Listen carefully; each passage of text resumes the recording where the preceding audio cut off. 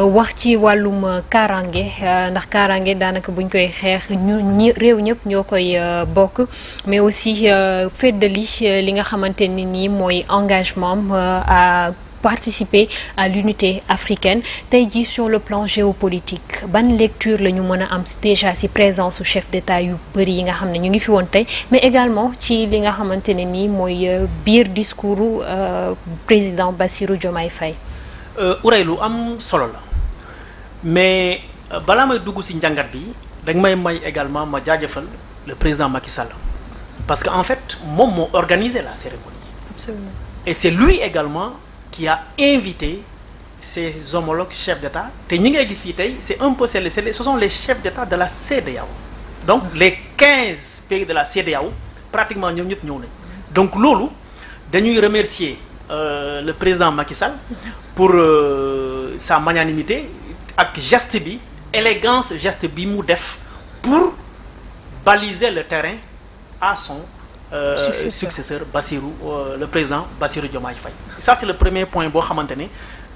il était important que ñu mun ko relever. L'autre chose wax nga ko au niveau de la CEDEAO au niveau déjà des pays du Sahel gis nañ li nga xamante ne moom moo fi xew notamment le terrorisme le trafic et la traite des personnes. Aujourd'hui on a aujourd'hui plus que jamais besoin lëkkaloo bi am entente am parce que CEDEAO bi umpale woon ni dafa am ay problème dégg nga ne AES Burkina Mali ak Niger bëgg nañu génn donc là c'est un truc de tension mais tey boo jàngatee mbir mi da ngay gis ne ni c'est également une manière de fédérer les énergies positives mais également les pousser à aller vers une table de négociation puisque fracture au sein de la CEDEAO arrangé wul les États séparément parce que les États de la CEDEAO séparément pris sont fragiles au regard des enjeux mais au regard également de la montée du terrorisme ak les bandes armées ni ñuy ñëwee donc aujourd'hui dañu war a dem plus vers une fédération une conjugaison des efforts des énergies des moyens et moins vers donc la division donc de ces ressources là donc jàngat bi dafa am portée bu am solo mais dafa am également un message de solidarité c'est-à-dire que dafay wone bu ñuy wax la CEDEAO des peuples lii daf koy firndeel parce que Afrique normalement amul étranger suñu biir on est tous des Africains en fait c'est cette identité remarquable là qui nous unit et c'est sous cette identité là que nous devons nous reconnaître loolu moo ñuy jox suñu force mais tant qu'on se regardera comme kee diw la kee diw du dem loolu mooy indi cette unité africaine donc tey au-delà de la CEDEAO nga gis lu mel ni Union africaine ñëw teew loolu daf koy fédérer donc je pense que loolu lu ñu war a jàngat la ñu xam ne les peuples là c'est peut-être les frontières géographiques qui nous séparent mais nous sommes les mêmes d'un côté de la rive ou de l'autre côté donc lii nii pour man c'est un message très fort maintenant le discours également parce que bu fekkente ne c'est dans des occasions pareilles empreintes de solennité dafa am loo xamante ne également pour man discours bi comme ni mu ko defee lu am solo te kenn ku nekk di nga am li nga jël parce que xam nga ni day ñëw ak beneen d'autres attentes yoo xamante ne peut-être que foofu lañ doon xaar le nouveau président élu mais génnee na feneen et pour man ça a été une très belle surprise et c'est encore une fois une victoire donc de l'État du Sénégal et de sa démocratie qui va continuer donc à rayonner au-delà donc du toit donc de l'Afrique pour man lu positif la ñu war a mën a jàngate day gën a solidifier avantage suñu relation avec les autres pays donc de l'espace CEDEAO. Voilà. Justement à côté boobu d'ailleurs dans son discours il parle de gouvernement systémique. Et ça c'est important. C'est un message bu muy adressé ñi nga xamante ne ñoom ñooy waa Union africaine et la CEDEAO nga xamante ne ñoom ñaar yëpp ñu ngi foofu ñoom non seulement ñoom ñaar ñu ngi foofu mais ñeneen ñi mu nga tudd nii Niger Mali ak Burkina ñu ngi dans la salle. Donc et tout le monde aujourd'hui sait que ñoom Ousmane Sonko le projet dafa jëm ci li nga xamante ne moom mooy ñoom li ñuy prôné mooy pas cette CEDEAO bi nga xamante ne moom la ñu nekk pas cette organisation de l'Union africaine bi nga xamante ne moom lañ nekk di gis d'ailleurs xam nga c'est vrai souvent copier-coller baax na parce que boo xoolee ñun Sénégal lépp lu ñuy def daanaka dañ ko copier-coller ci sunu colonisateur mooy la France. Aujourd'hui pourquoi Afrique du def ce copier-coller parce que boo demee en Europe benn institution ngay gën a dégg mooy c'est l'Union européenne amul beneen et Union européenne ils ont tout pratiquement en commun à part la Roumanie mi nga xamante ne mu ngi doog a ñëw la Suède mi ngi moom tamit mu ngi doog a ñëw ainsi de suite donc autant bi mu ngi réunir mais autour d'une seule entité mooy Union européenne. Aujourd'hui en Afrique on a l'Union africaine, on a la CEDEAO, on a la CEMAC, on a ainsi de suite, on a ainsi de suite. Finalement, on a dispersé les forces yoo xamante ne finalement amul benn njariñ et on se retrouve avec des syndicats de chefs d'État. Parce que CEDEAO ci lu rôle boobu lay jouer. Et malheureusement dans la salle, il n'y avait pas un représentant de l'UEMOA parce que ñoom ñoo moo yore li nga xamante ne moom mooy ñoom ñooy les garants du franc CFA. Et Ousmane Sonko mooy président Diomaye Faye wax nañ ci li nga xamante ne moom mooy CFA bi dans le projet le CFA Sénégal dafay dem vers une monnaie unique. ñan leen prôné la Guinée loolu la prôné le Mali loolu la prôné le Niger loolu la prôné le Burkina loolu la prôné et si le Sénégal prône ça aussi gis nga fu ñu jëm parce que ki nga xamante ne tey mooy aujourd'hui le grand socle d'aujourd'hui de la CEDEAO. Par exemple, moi, le Nigeria. Le Nigeria n'est pas dans le CFA. Et le Nigeria, aujourd'hui, c'est le pays le plus développé économiquement parlant. Te nekkul CEDEAO, nekkul CFA. Qu'est-ce que les autres pays cherchent dans le CFA? Pays yi nga xam ne ñoo nekk ci UEMOA, ñoo nga xam ne ñoom ñoo nekk ci CEDEAO, mais Guinée nekkul CFA. Vous voyez? Pourquoi les autres pays restent? Donc, je pense que le message dafay bi changement systémique bi Bassirou Diomaye di wax je pense que loolu la jublu mooy que aujourd'hui il faudrait que l'on change de paradigme ci li nga xamante ne moom la ñuy gérer aujourd'hui nos pays pour que ñu am une indépendance totale parce que on n'est pas encore indépendant tant que yow sa xaalis c'est quelqu'un d'autre qui gère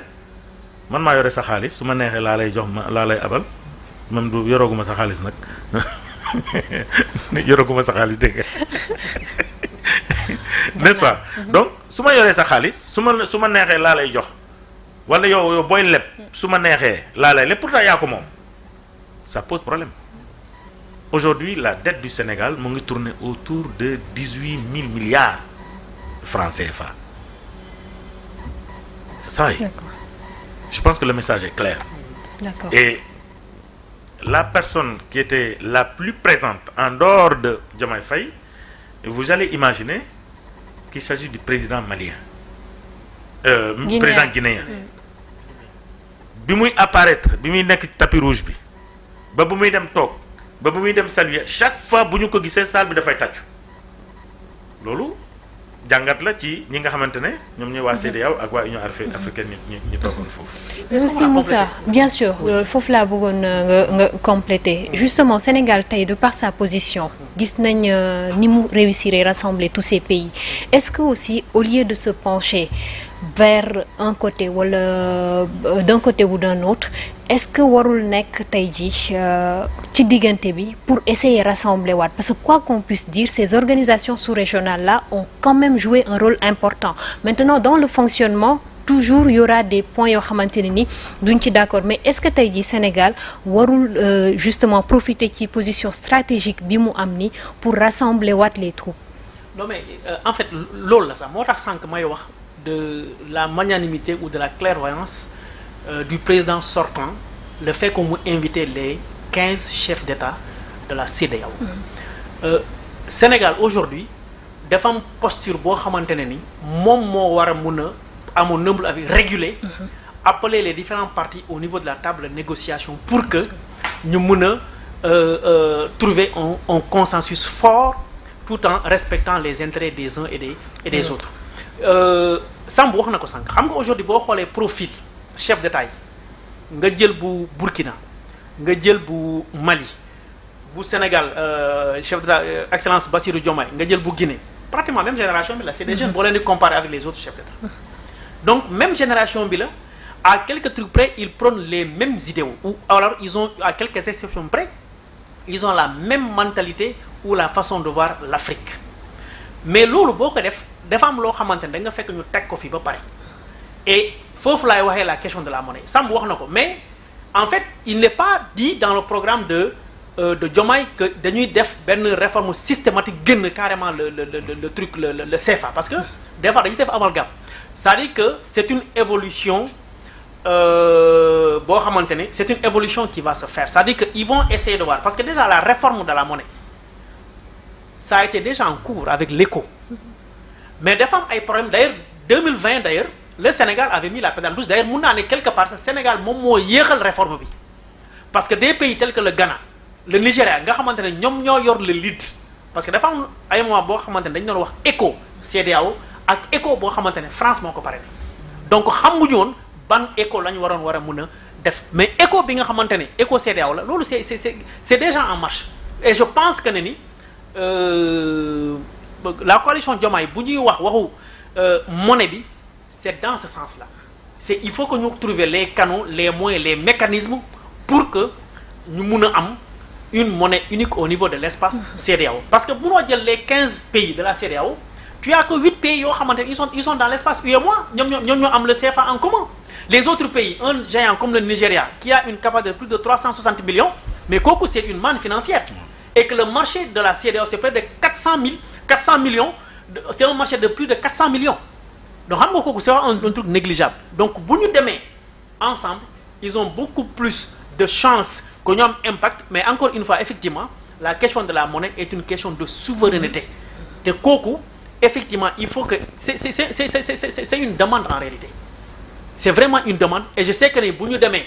ces 15 là ñu am benn écho CEDEAO je pense que les gens ne sortiront que mieux maintenant Diomaye a du pain sur la planche puisque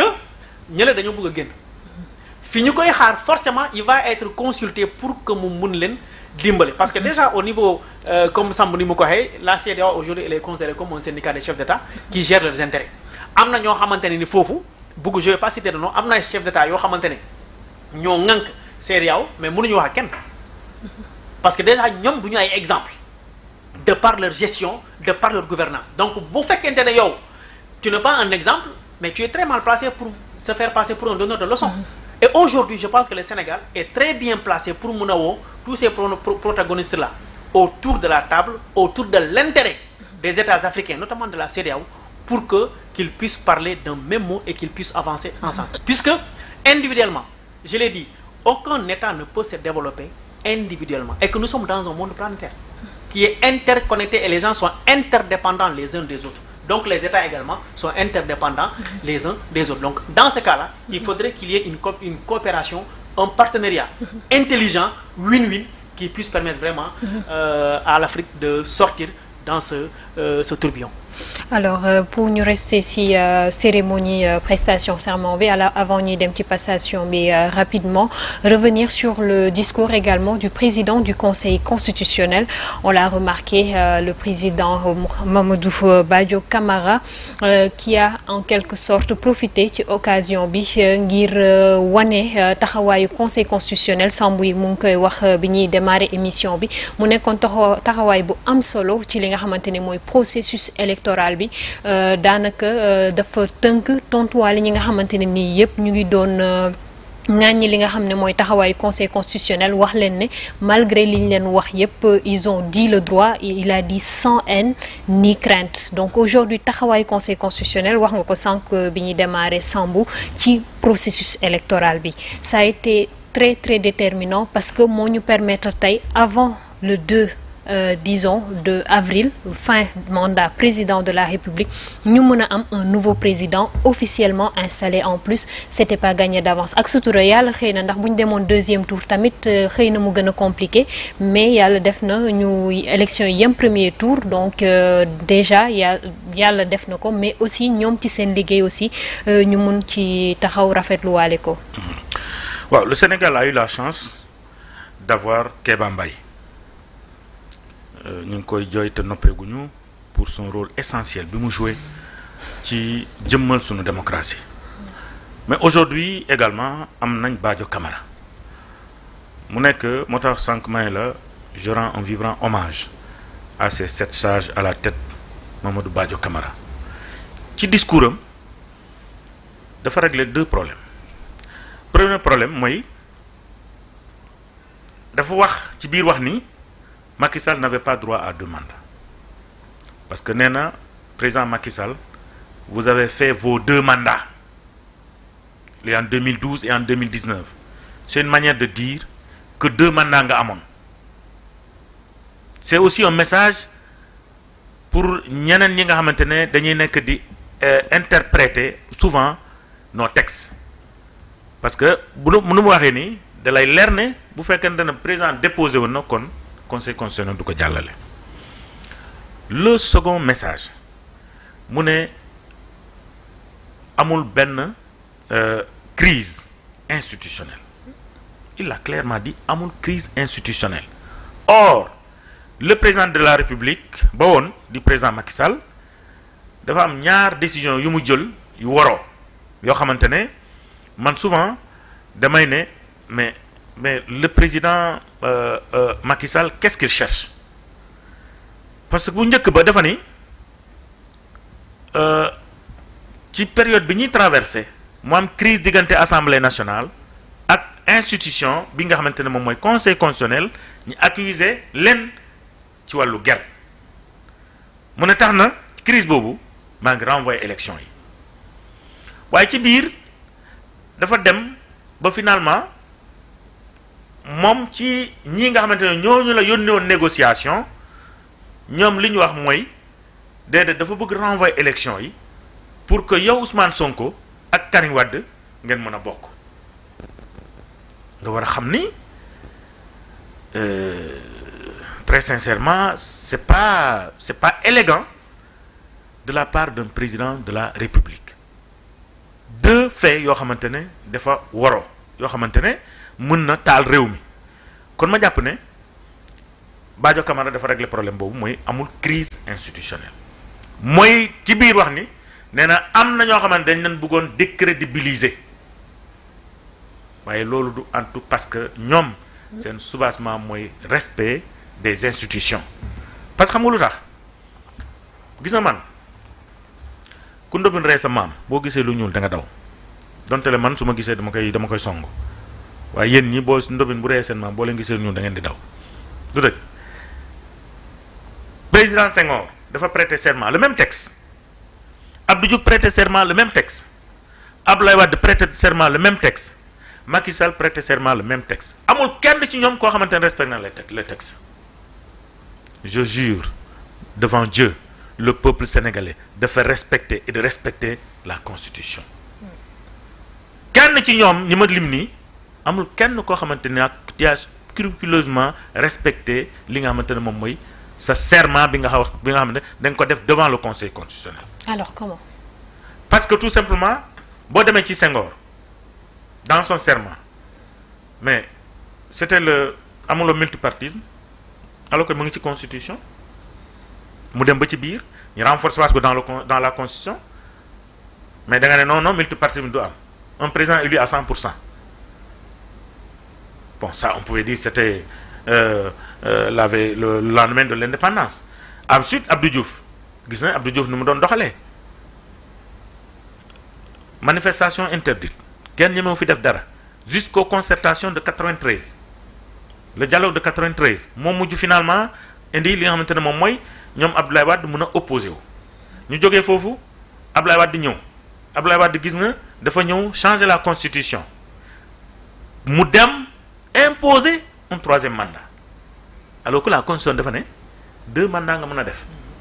mu jël texte mu yóbbu ko assemblée nationale di bëgg créer un ticket gagnant loolu waroo ak li nga xamante ne moom mooy les dispositions de la constitution kon nga gis ne ñoom ñooñu ñëpp.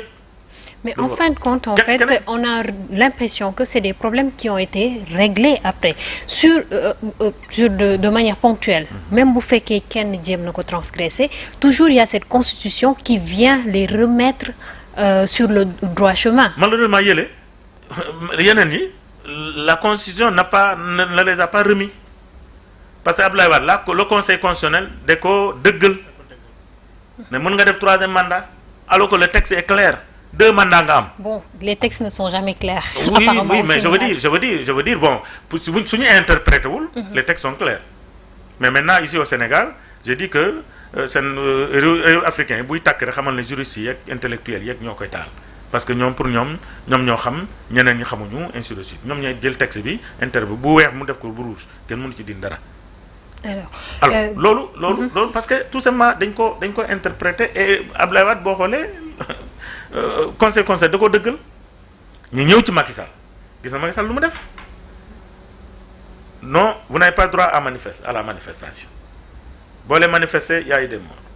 Ensuite nga taxaw yow nga jël décision nga ne da ngay renvoyer une élection yow président de la République nga ne da ngay renvoyer élection ba gis nga ni c'est la première fois au Sénégal qu'une campagne ñu def ko en 12 jours ñu voter pour un président de la République 12 jours de campagne. Donc ñeneen ñi la preuve ñeneen ñi les autres candidats ils ont eu combien 1%, 0,1%, 0,4%, ainsi de suite parce qu'ils n'ont pas pu aller partout au Sénégal. Amul benn candidat bu def le tour du Sénégal kenn parce que le tour du Sénégal c'est pas aller à Tamba aller à Diourbel aller à Dakar aller à Matam ainsi de suite. Le Sénégal c'est des départements c'est des régions c'est des départements c'est des villages c'est des communes ainsi de suite. En temps normal ci campagne électorale da ngay egg ci population mais bu ñu fa eggul kuy xam sa bulletin 19 bulletins man nga xam ne sama yaay sama papa sama maam ainsi de suite xamuñ lan mooy nii ñooñu nga ne leen choisir sama bulletin yow ñëwoo fa amul kenn ku la fa ñëwal kooku dina am fu muy amee 2% wala 3%, ce n'est pas possible. Donc jàpp naa tout simplement prêter serment c'est bien mais aussi il faut le respecter. D'accord. Et je pense que président Diomaye Faye li mu wax c'est très clair. Il a dans ces 5 mots utilisé le mot justice ak éthique te man yooyu daf ma doy que ni li nga xamante ne moom la prêter serment dina ko respecter. Et également li nga xamante ne moom mooy travail. D'accord muy loo xamante ne nii ñëpp loolu lañu espérer mais tey jii je pense que kuñ fi fal rek boo taxawee def sa premier discours bu jaar yoon lay nekk parce qu'en réalité c'est même pas du seen discours bopp.